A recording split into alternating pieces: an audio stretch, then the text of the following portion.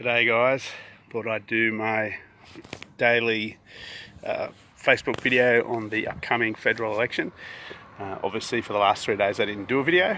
I know I said I wouldn't do one on Good Friday and Easter Sunday, but we actually were out camping and decided not to do one on Saturday as well. Hope you've been enjoying your break, as it is the last day of your long weekend probably, unless you happen to have some more annual leave up your sleeve.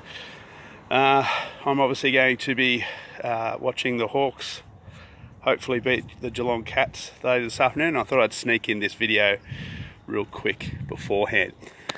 So I wanted to talk about Labor's policy on veteran affairs, where they've announced an additional $118 million for funeral services for returned servicemen and women.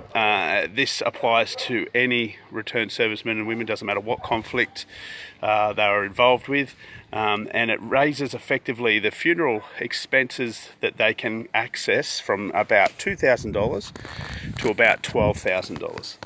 I'm a massive fan of this. I'm a massive fan of anything that is a benefit to our returned service men and women.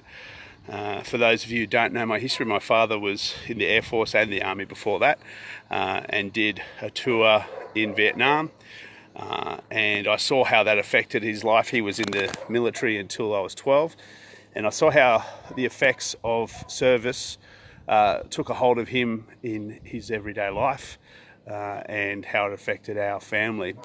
They pay a huge price, our returned servicemen and women, and as we come into Anzac Day in a few days' time, I think any policy that further honours their service and their sacrifice is a good thing.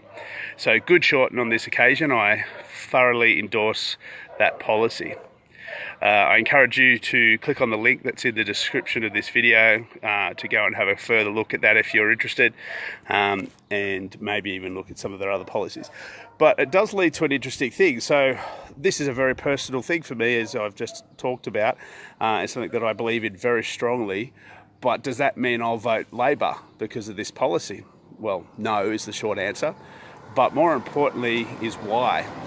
I think as we get ready to vote, we need to be able to look at the policies of the parties involved as a whole, as a collective, not individually. Now, I will, over the course of the rest of this campaign, look at individual policies like I have today, but it's important to weigh them up as a group. And even though this policy might be brilliant, might be the best policy ever announced, if I put it into the mix with all the other policies that I know that the Labor Party has, I think there's an overall deficit in their policies. I think as a country we'll actually go backwards if we were to vote for the Labor Party. So while I really love this particular policy, overall it's just too dangerous to vote them in. However, as I said, some people vote purely on one policy. They'll just see one thing that appeals to them, and they'll vote for that party or that candidate based on that. And my advice, or my urging, if you like, is for you to look a little deeper, have a look at all their policies that they present. That's all the parties. Look at them and then think, as a whole, how does this benefit the country? Are we going to be collectively better off or worse off if we vote that party in? Anyway, there's my video for today. As always, I'd love your feedback.